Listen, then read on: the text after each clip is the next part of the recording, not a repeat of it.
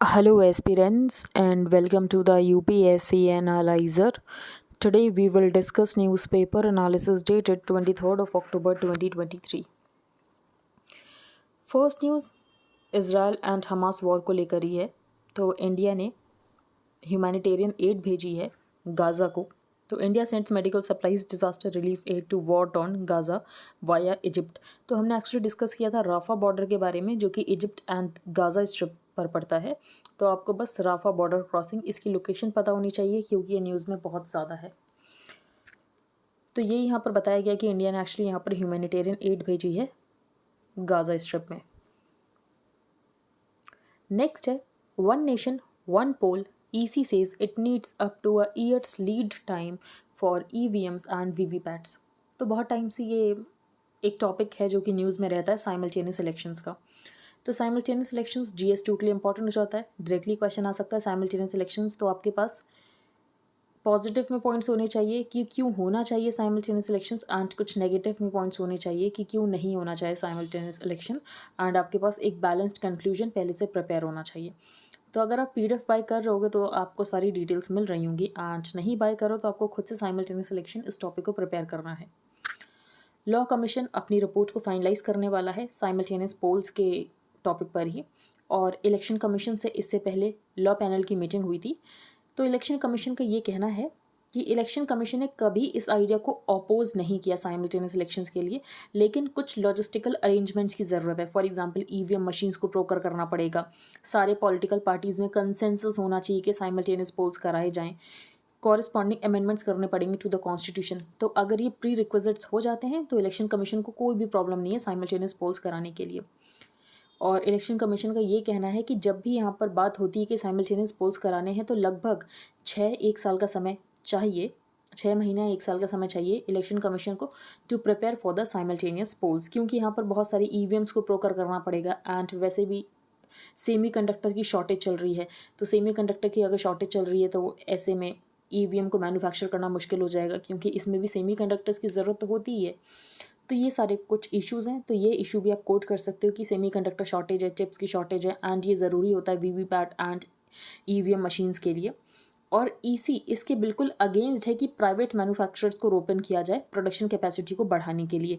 क्यों? क्योंकि इसकी वजह से जो इलेक्टोरल प्रोसेस है इसकी क्रेडिबिलिटी के ऊपर डेंट लगता है और इसको डैमेज हो सकता है। इसीलिए इलेक्शन कमीशन इस बात के तो अगेंस्ट है कि प्राइवेट मैन्युफैक्चरर्स को रोपन करना चाहिए for the manufacturing of the EVM। Next news पर चलते हैं। रथ प्रभारीज खड़गे writes to PM on politicising of bureaucracy and forces. तो ये आप GS2 में भी आ सकता है एंड एथिक्स में भी यूज़ कर सकते हो कि ब्यूरोक्रेसी का कैसे पॉलिटिसाइजेशन हो रहा है। A government order on roping in senior bureaucrats. तो गवर्नमेंट ने एक ऑर्डर निकाला कि जो सीनियर ब्यूरोक्रेट्स हैं ये एक्चुअली इन्फॉर्मेशन डिसेमिनेट करेंगे। अब ब्यूरोक्रेट्स का काम होता है इन्फॉर्मेशन डिसेमिनेट करना, लेकिन किसी पर्टिकुलर गवर्नमेंट के अचीवमेंट्स को सेलिब्रेट करना ये ब्यूरोक्रेट्स का काम नहीं होता है। तो अगर ब्यूरोक्रेट से ये काम कराया जा रहा है तो एक्चुअली यहाँ पर पॉलिटिसाइजेशन ऑफ ब्यूरोक्रेसी हो रहा है। आप ब्यूरोक्रेट्स को किसी पार्टी के वर्कर्स की तरह ट्रीट कर रहे हो। तो for a yatra to showcase the BJP government's achievements triggered a political firestorm, and ऐसे ही जो डिफेंस मिनिस्ट्री है इसने भी यहाँ पर ऑर्डर निकाला है कि जो सोल्जर्स हैं ये एक्चुअली लीव ले सकते हैं और गवर्नमेंट स्कीम्स को जाकर प्रमोट करें। तो आप कह सकते हो कि गवर्नमेंट मशीनरी का गलत तरीके से इस्तेमाल हो रहा है यहाँ पर। नेक्स्ट न्यूज़ पर चलते हैं। Can be more patient to bring down inflation to 4%। तो इन्फ्लेशन वर्सेस ग्रोथ इसका टसल हमेशा रहता है, क्योंकि अगर रेपो रेट को आप बढ़ाओगे तो ग्रोथ सफ़र करेगा, क्योंकि लोन्स महंगे हो जाएंगे। जब लोन्स महंगे हो जाएंगे तो बिजनेसेस को लोन नहीं मिलेंगे, तो ये इशू रहता है। तो इन्फ्लेशन वर्सेस ग्रोथ का टसल रहता है, तो किसी एक को प्रायोरिटी देनी पड़ती है, दोनों को मैनेज करके चलना पड़ता है। तो फॉर एग्जांपल अभी RBI जो है ये इन्फ्लेशन को 4% पर लाना चाहता है, लेकिन RBI में भी मॉनेटरी पॉलिसी कमेटी में बहुत सारे मेंबर्स होते हैं।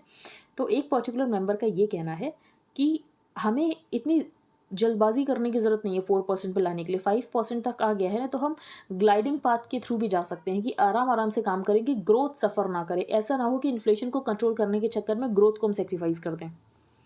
RBI's Monetary Policy Committee member is of the view that there is a need to be more patient जब हम इन्फ्लेशन को 4% टारगेट पर लाना चाहते हैं, and this is the price to pay for avoiding a growth shock. वरना अगर हम लगातार रेपो रेट को जैसे 6% पर ही रखते हैं तो लोन्स यहाँ पर महंगे चल रहे हैं, जिसकी वजह से ग्रोथ सफ़र कर रही है। तो इकोनॉमिक ग्रोथ सफ़र ना करे। With retail inflation at 5% now and an environment of greater economic stability, how fast should the Reserve Bank of India go in reining in inflation? तो बेसिकली यही कहना है इन पर्टिकुलर मेंबर का कि हमें ग्रोथ को सफ़र नहीं करने देना है, एंड आराम आराम से हमें रेपो रेट को अकोमोडेटिव इंस्टांस को ऐसे विड्रॉ नहीं करना है कि हम रेपो रेट को कम ही नहीं करेंगे। India sought diplomatic parity due to Canada's interference. तो एक्चुअली डिप्लोमेटिक पैरिटी की इंडिया ने बात की कि हमारे 20 डिप्लोमेट्स कनाडा में है तो कनाडा के भी 20 डिप्लोमेट्स इंडिया में होने चाहिए, एंड बाकी जो भी आपके एक्स्ट्रा आप यहाँ से ले जाओ। तो उसके बाद यूएस यूके का ये कहना था ये तो वियना कन्वेंशन का वायलेशन है, कनाडा का भी कहना था वियना कन्वेंशन का वायलेशन है। तो जो Vienna convention on diplomatic relation है ये तो हम देखेंगे एक्सप्लेन्ड पेज पर, लेकिन यहाँ पर जो हमारे एक्सटर्नल अफेयर्स मिनिस्टर उनका यही कहना है कि कनाडा के जो डिप्लोमेट्स हैं इनका बहुत ज़्यादा इंटरफेरेंस था इंडिया के इंटरनल अफेयर्स में। तो अगर ये इंडिया के इंटरनल अफेयर्स में ऐसे ही इंटरफेयर करते रहे तो ऑफकोर्स हम उनको जाने के लिए कहेंगे यहाँ से। Days after Canada announced the withdrawal of 41 diplomats from India, External Affairs Minister said on Sunday that India invoked diplomatic parity क्योंकि यहाँ पर कंसर्न था, लगातार कंटिन्यूस इंटरफेरेंस हो रहा था हमारे इंटरनल अफेयर्स में। While he said that India और कनाडा का रिलेशनशिप एक डिफिकल्ट फेज के थ्रू गुजर रहा है, Jaishankar added that India is looking at resuming visa services for Canadians very soon, जब जो भी डिप्लोमेट्स हमारे कनाडा में हैं जब उनकी सिक्योरिटी को इंश्योर कर दिया जाए। नेक्स्ट है government routes sale of non basmati white rice to 11 nations via NCEL।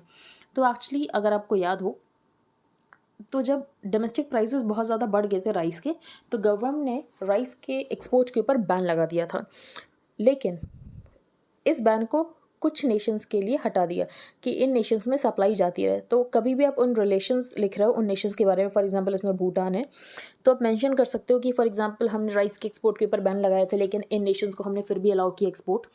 तो amid an export ban, the government has decided to route the sale of 12 lakh metric tons of non-basmati white rice to 11 countries through National Cooperative Exports Limited, जो कि एक company है जिसको कि recently cooperative societies ने setup किया था as it's promoters.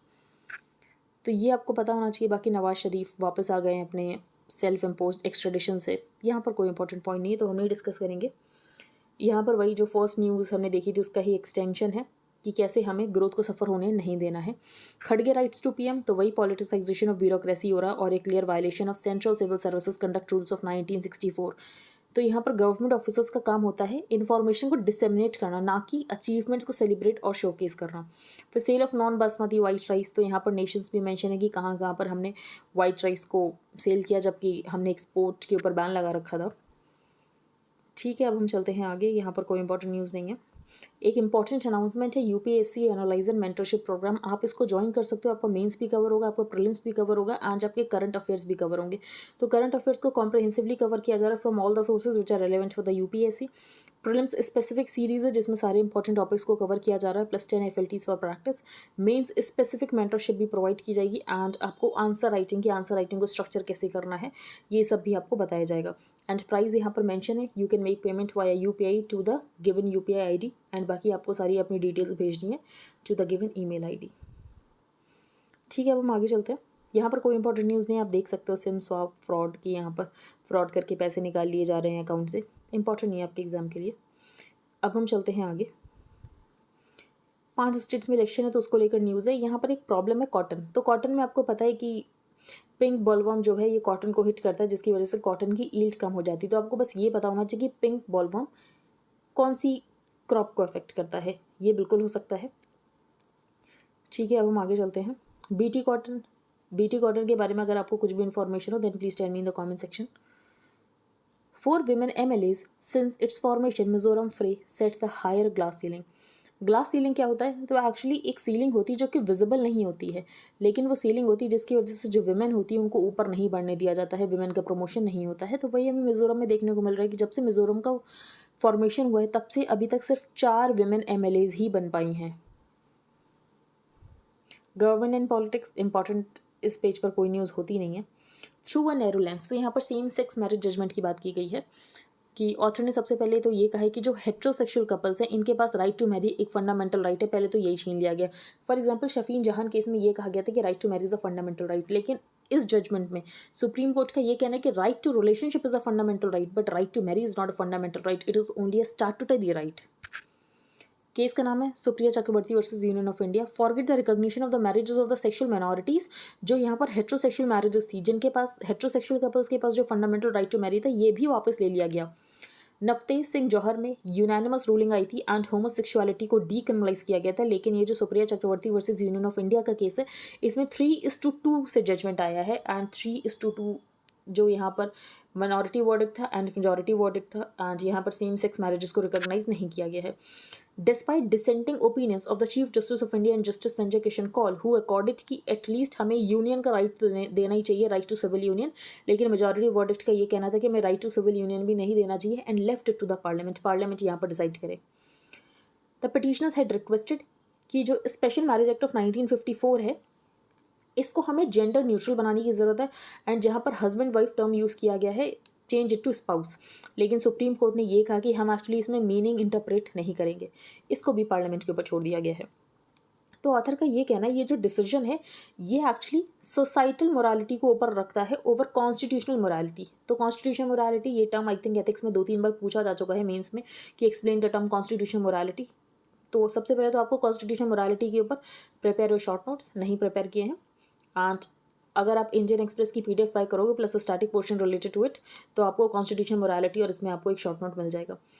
तो यहाँ पर सोसाइटल मोरालिटी को ऊपर रखा गया क्योंकि सोसाइटी जो है ये प्रेफर कर रही है कि जो होमोसेक्सुअल कपल्स हैं इनके पास मैरिज के राइट्स नहीं होने चाहिए। The court firmly expressed its reluctance to engage with any innovative and creative interpretative exercise. Further, the court emphasized the SMA is inherently secular and the progressive nature. लेकिन SMA में एक problem क्या है कि 30 दिनों का वो नोटिस देना पड़ता है। तो सुप्रीम कोर्ट को जाना जाता है जिन्होंने इतने प्रोग्रेसिव जजमेंट्स दिए। फॉर एग्जांपल पुट्टा स्वामी जिसमें right to privacy and right to be forgotten का राइट दिया गया। सबरीमाला जिसमें विमेन को अलाउ किया गया कि विमेन जो हैं ये सबरीमाला टेम्पल में एंटर कर सकती हैं जो कि मेंस्ट्रुएटिंग एज की हैं। Justice Chandrachud's instance in this matter has significantly disappointed his admirers.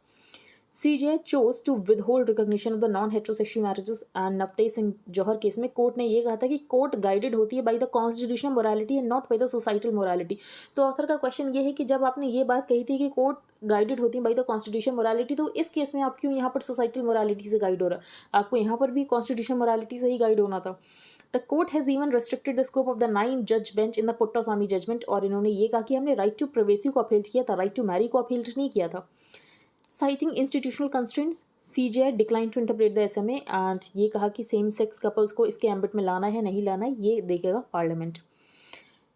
NALSA judgement की बात की गई तो नालसा में जो सेक्स टर्म है इसको वाइडर इंटरप्रिटेशन दिया गया कि सेक्स का मतलब सिर्फ बायोलॉजिकल मेल एंड फीमेल नहीं है but intended to include people जो कि ना खुद को मेल कंसिडर करते हैं ना ही खुद को फीमेल कंसिडर करते हैं। Once it is considered that there is a right to association और union, denial of the fundamental right to matrimonial union is frustrating. And बाकी ऑथर का ये कहना है कि हमें पेसिमिस्टिक होने की ज़रूरत नहीं है। फॉर एग्जांपल जैसे कि सेक्शन 377 को भी पहले डीक्रिमिनलाइज नहीं किया गया लेकिन अल्टीमेटली 2018 में किया गया, तो हम ऑप्टिमिस्टिक तो हो ही सकते हैं आने वाले समय के लिए।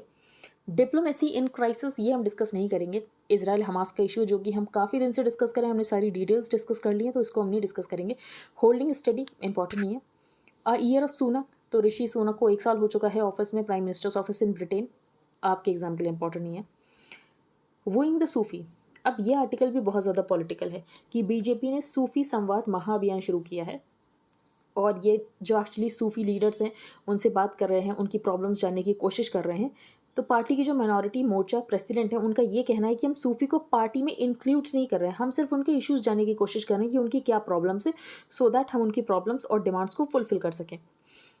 अब ऑथर का ये कहना है कि बीजेपी ऐसा कर क्यों रही है। तो पहला ऑथर का ये है कि इलेक्शन सेंटर की बीजेपी जो है वो अपना इलेक्टोरल बेस को बढ़ाने की कोशिश कर रही है क्योंकि 5 स्टेट्स में इलेक्शन है। दूसरी बात, जो बीजेपी है ये एक्चुअली मुस्लिम्स को डिवाइड करने की कोशिश कर रही है।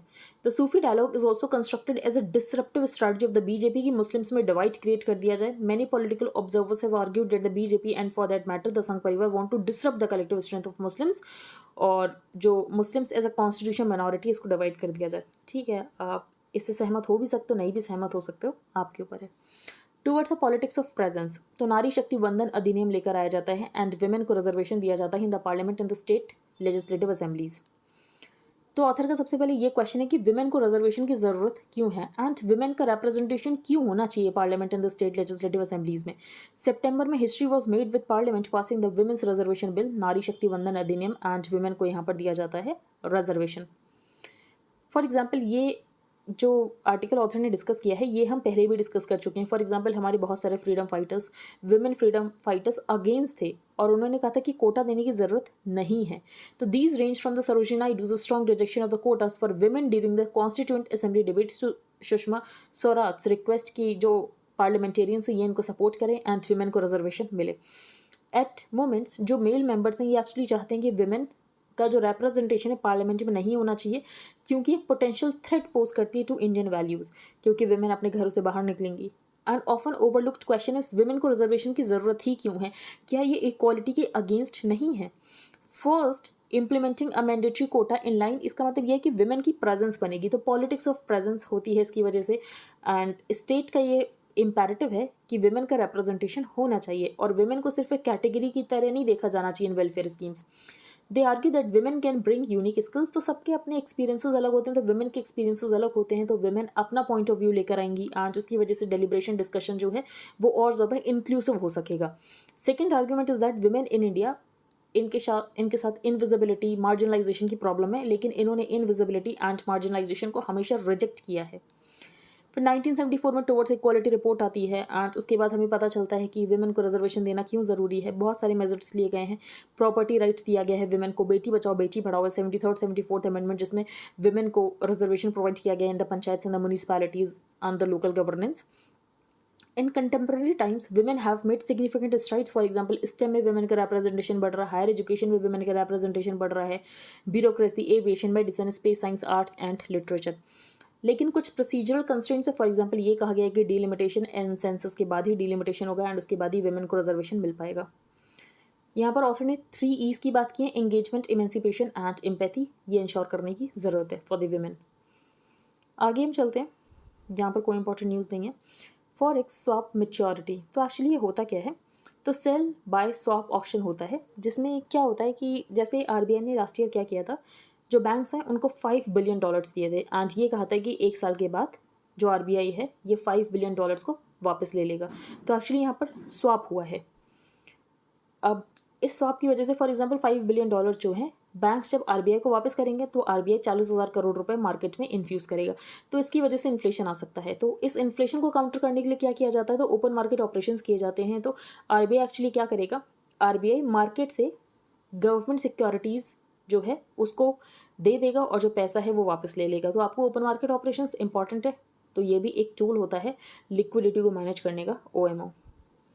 Food stock holding, e commerce tax on WTO meet agenda, तो WTO की मीटिंग होने वाली 2 इशूज़ हैं। एक तो इशू जो है ये है कि जो डेवलपिंग कंट्रीज़ हैं इनको एक परमानेंट सोल्यूशन चाहिए कि कितनी पब्लिक स्टॉक होल्डिंग रख सकते हैं, गवर्नमेंट कितनी परचेज कर सकती है। 2 पीस क्लॉज साइन हुआ था बाली मिनिस्टेरियल मीटिंग में एंड ये जो डेवलपिंग कंट्रीज़ हैं इनको अलाउ कर दिया गया था कि आप अपने डोमेस्टिक सपोर्ट प्रोग्राम्स जो भी हैं फूड को लेकर आप चला सकते हो, लेकिन इसका कोई भी परमानेंट सोल्यूशन अभी तक नहीं निकला है। तो डेवलपिंग कंट्रीज़ की डिमांड है कि परमानेंट सोल्यूशन निकलना चाहिए। दूसरा इशू क्या है, तो दूसरा इशू है ई कॉमर्स का। तो बेसिकली क्या हुआ था, बहुत पहले ये डिसाइड किया गया था कि जो भी यहाँ पर ई कॉमर्स ट्रांसमिशन होगा उसके ऊपर टैक्स नहीं लगाया जाएगा, इसको वेव ऑफ किया जाता है। लेकिन इंडियन गवर्नमेंट का ये कहना है कि अभी इसको वेव ऑफ नहीं किया जाना चाहिए। Developing countries already have a peace clause that was agreed to at the Bali ministerial meeting in 2013 and allows them कि ये अपने डोमेस्टिक सपोर्ट प्रोग्राम्स कर सकते हैं। बट डेवलपिंग कंट्रीज़ का ये कहना है ये तो सिर्फ एक टेम्प्रेरी बात है, आप इसको परमानेंट कर दो। Another big issue for India कि हम चाहते हैं कि जो भी टैक्सेस के ऊपर मॉरेटोरियम लगाया गया था, जो भी ई कॉमर्स का सामान आता है, the decision on not taxing cross border electronic transmission ये 1998 में लिया गया था और वेवर को हर 2-2 साल के बाद एक्सटेंड किया गया है, क्योंकि एक्चुअली जो WTO की मिनिस्टेरियल कॉन्फ्रेंस होती है 2 साल में ही होती है और हर 2 साल में इसको एक्सटेंड किया गया। इंडिया अब चाहता है कि इसको एक्सटेंड ना किया जाए। तो दूसरा इशू ये हो गया। Israel hit Syria Lebanon, US boost military assets, तो एक्चुअली जो सीरिया लेबनान है यहाँ पर भी हमास के बहुत सारे फाइटर्स हैं, तो उनको ही अटैक किया गया है सीरिया लेबनान में। आपको हिजबुल्ला पता होना चाहिए, हिजबुल्ला बहुत ज़्यादा न्यूज़ में है एंड बाकी यहाँ पर कुछ इंपॉर्टेंट नहीं है। How to US hostages were freed from Hamas. तो यहाँ पर कतर की बात की गई है, तो जो कतर है ये यूएस का भी एलाय है एंड कतर की बातचीत जो है हमास के साथ भी होती है और जिसकी वजह से कतर एक मिडिल मैन की तरह काम कर रहा है। China and Philippines trade charges on crash in South China Sea. तो एक्चुअली जो चाइना है ये पूरे साउथ चाइना सी को क्लेम करता है 9 डैश लाइन। और जैसे कि आपको यहाँ पर कुछ लोकेशंस पता होनी चाहिए, स्कारबोरो शोल है, यहाँ पर पैरासल आइलैंड है, स्प्राटले आइलैंड है, तो ये सारी लोकेशंस आपको पता होनी चाहिए। वियना कन्वेंशन ये इंपॉर्टेंट है, तो वियना कन्वेंशन 1961 का है। The Vienna convention on diplomatic relations 1961 United Nations treaty है जो कि ये कहती है कि कंट्रीज़ को एक दूसरे के जो डिप्लोमेटिक रिप्रेजेंटेटिव्स हैं उनको कैसे ट्रीट करना है, उनको इम्यूनिटी प्रोवाइड करनी है। One prominent example of such principles कि इनको डिप्लोमेटिक इम्यूनिटी देनी है। It's the privilege of exemption कि इनको लॉज और टैक्सेस से एग्जाम्प्ट किया जाता है, इनको अरेस्ट नहीं करा जा सकता है, इनको डिटेन नहीं किया जा सकता है। तो 1961 convention says Article 29, the person of a diplomatic agent shall be inviolable, he shall not be liable to any form of arrest or detention, और उनको रिस्पेक्ट के साथ ट्रीट किया जाएगा, सारे स्टेप्स लिए जाएंगे टू इंश्योर कि उनके फ्रीडम या डिग्निटी के ऊपर कोई इफेक्ट ना हो। तो ये आपको पता होना चाहिए। नेक्स्ट है बाइडेनॉमिक्स। तो यहाँ पर बाइडेनॉमिक्स बताई गई है जो कि हम 2-3 पॉइंट्स देख लेते हैं। वैसे तो ये आर्टिकल आपके एग्जाम के लिए उतना इंपॉर्टेंट नहीं है कि यूएस में किस तरीके से इकोनॉमिक्स को प्रैक्टिस किया जा रहा है। तो जब रोनाल्ड रीगन की गवर्नमेंट थी तो उस समय बेसिकली ट्रिकल डाउन अप्रोच को फॉलो किया जाता था। ट्रिकल डाउन अप्रोच का मतलब ये है कि जो कॉर्पोरेट्स हैं उनको बहुत ज़्यादा टैक्स कट्स दिए जाते थे, ये सोचते हुए कि अगर कॉर्पोरेट्स का बिजनेस फ्लरिश होगा तो एम्प्लॉयमेंट क्रिएट होगा एंड एम्प्लॉयमेंट क्रिएट होगा तो जो ये वेल्थ है ये नीचे ट्रिकल डाउन होगी। लेकिन एक्चुअली ऐसा हुआ नहीं, जैसे कि देखा कि ट्रिकल डाउन मॉडल जो है ये फेल हो गया। तो under Reaganomics, the idea was to provide tax cuts to businesses in a bid to incentivize economic activity and जो रोल ऑफ द गवर्नमेंट इसको यहाँ पर रिड्यूस करना था। होप ये था कि जो lower taxes and faster economic growth का बेनिफिट है ट्रिकल डाउन होगा टू द ब्रॉडर इकोनॉमी, लेकिन ऐसा हुआ नहीं। फिर आती है बाइडन के समय में बाइडेनॉमिक्स। अब ये बाइडेनॉमिक्स के क्या पॉइंट्स हैं यहाँ पर मेंशन है। तो पहला ये है कि स्मार्ट पब्लिक इन्वेस्टमेंट करना है अमेरिका में, वर्कर्स को एजुकेट करना, एम्पावर करना है जिसकी वजह से मिडिल क्लास ग्रो हो, एंड कंपटीशन को प्रमोट करना है और जिसकी वजह से एंटरप्रेन्योर्स एंड स्मॉल बिजनेसेस को हेल्प मिल सके टू थ्राइव। तो बाइडेनॉमिक्स में क्या किया जा रहा है, यूएस के इंफ्रास्ट्रक्चर को इंप्रूव किया जा रहा है, जो ट्रेड डिपेंडेंस है चाइना के ऊपर इसको रिड्यूस किया जा रहा है, लिविंग स्टैंडर्ड्स को इम्प्रूव किया जा रहा है, हेल्थ के ऊपर स्पेंडिंग की जा रही है। How far has it worked, तो अच्छे से इसने काम किया। फॉर एग्जाम्पल जीडीपी ग्रो हुई है और यूएसए ने काफ़ी अच्छा परफॉर्म किया है। Then why are so many unhappy with Bidenomics. Problem ये है कि एक्चुअली यहाँ पर कुछ ही लोगों की इनकम बढ़ी है और बाइडेनॉमिक्स से यहाँ पर जो रिच लोग हैं उनको ज़्यादा बेनिफिट नहीं मिल पा रहा है। To go with the Biden's words, while America may be growing from the bottom up, it is not necessarily growing from the middle out. तो ये यहाँ पर इशू है और आइडियोलॉजिकल लेवल पर भी एक प्रॉब्लम है कि यहाँ पर जो बाइडेन गवर्नमेंट है लगातार सब्सिडीज़ प्रोवाइड करी, तो एक्चुअली कॉम्पिटिशन शुरू हो जाएगा कंट्रीज़ में सब्सिडीज़ प्रोवाइड करने का, तो ये एक इशू हो सकता है। Amid divide Bedouin Arab serving in the Israeli army. तो ये जो बेडाइन अरब से इनके बारे में जानना थोड़ा ज़रूरी हो जाता है। ये कौन है, तो ये नोमैडिक मुस्लिम अरब पीपल हैं जो कि नेगेव डेजर्ट में रहते हैं। तो नेगेव डेजर्ट हम पहले भी डिस्कस कर चुके हैं, इसकी लोकेशन इसराइल में है। अब ये मुस्लिम अरब लोग हैं तो ये इसराइल के डिफेंस फोर्सेस में कैसे एम्प्लॉयड हैं। तो एक्चुअली जब इसराइली लोग आकर पैलेस्टीन में सेटल हुए थे जो बेडाइन लोग हैं ये इनको गार्ड प्रोवाइड करते थे, मतलब इनकी जो भी ज़मीन थी उसको गार्ड करते थे। बाद में धीरे धीरे इजरायली डिफेंस फोर्सेस में एंटर होने लगे और इनको बेसिकली ट्रेनिंग की भी ज़रूरत नहीं होती, इनके लिए ट्रेनिंग कंपलसरी नहीं, ये खुद से वॉलंटियर करते हैं और ये इंगेजमेंट फील करें विद द इजरायली पीपल। उसके लिए नवंबर 2022 में इजरायली गवर्नमेंट ने लॉन्च किया था ऑपरेशन नेगेव शील्ड, जिसमें जो बेडाइन कम्युनिटी है इनको सोसाइटी में इंटीग्रेट किया गया थ्रू एजुकेशनल प्रोग्राम्स और जिसकी वजह से जो यंग मैन है ये क्रिमिनल एक्टिविटी से दूर रहें एंड जो इसराइल के डिफेंस फोर्सेज हैं इसमें इंक्लूड हो सकें। The SC had no time for the electoral bonds. तो यहाँ पर इलेक्शन कमीशन को लेकर कुछ इश्यूज़ को डिस्कस किया गया। इलेक्शन कमीशन इंपॉर्टेंट टॉपिक है। आर्टिकल 324 जो है ये इलेक्शन कमीशन के साथ डील करता है। यहाँ पर टोटलाइजर मशीन्स की बात की गई है। तो इलेक्शन कमीशन में एक रिफॉर्म आप लिख सकते हो कि टोटलाइजर मशीन्स की ज़रूरत है। तो फॉर एग्जाम्पल जब बैलेट पेपर में वोटिंग होती थी तो क्या किया जाता था, बहुत सारे बैलेट पेपर सारे कलेक्ट कर लिए जाते थे और उसको जंबल कर दिया जाता था, जिसकी वजह से ये ना पता चले कि किस गांव ने किसको वोट किया है। तो सेम काम यहाँ पर टोटलाइजर मशीन्स का होगा। तो just as you get the ballot paper from 10 boxes we started connecting 10 machines, totalling them and then jumbling them, और इसीलिए हमें टोटलाइजर मशीन्स की ज़रूरत है। लेकिन उसके बाद ये इशू जाता है और ये कहा जाता है कि एक्चुअली नेशनल इंटरेस्ट के अगेंस्ट है, लेकिन इसका कोई एक्सप्लेनेशन नहीं दिया जाता कि why totaliser machines are against the national interest. फिर यहाँ पर बात की गई कि कलेजियम को बनाने की बात की थी सुप्रीम कोर्ट ने कि यहाँ पर कलेजियम होना चाहिए जो कि इलेक्शन कमीशन ऑफ इंडिया का अपॉइंटमेंट करेगा। तो यही कहना है SY कुरैशी का, जो कि फॉर्मर चीफ इलेक्शन कमिश्नर रह चुके हैं, कि कलेजियम होना चाहिए, CVC के लिए कलेजियम है, CIC के लिए कलेजियम है, डायरेक्टर ऑफ CBI के लिए कलेजियम है, जो कि एक स्टैट्यूटरी बॉडी भी नहीं है, और इलेक्शन कमीशन तो एक कॉन्स्टिट्यूशनल बॉडी, तो इसको गवर्नमेंट ऑफ द डे क्यों अपॉइंट करे, इसको तो ज़रूरत है कि कलेजियम ही अपॉइंट करे। तो ये यहाँ पर बात की गई। फिर इलेक्टोरल बॉन्ड्स के बारे में बात की गई कि इलेक्टोरल बॉन्ड्स है एक्चुअली इसकी वजह से ट्रांसपेरेंसी जो है ये खत्म हो चुकी है एंड ओपेकनेस और ज़्यादा बढ़ चुकी है। आप कह रहे हो कि डोनर को सीक्रेसी चाहिए, जिसकी वजह से यहाँ पर हम डोनर का नाम नहीं बताते हैं। आपको सीक्रेसी नहीं चाहिए, एक्चुअली यहाँ पर क्विड प्रो क्यू हो रहा है। इसका मतलब ये है कि जिसने भी आपको पैसे दिए, आप उसको लाइसेंसेस दे रहे हो, आप उसको कॉन्ट्रैक्ट दे रहे हो, और आप ये नहीं चाहते हो कि जो जनता है उसको इस बारे में पता चले। बस इतना ही है। तो आई होप आपको सब कुछ क्लियर हो गया हो।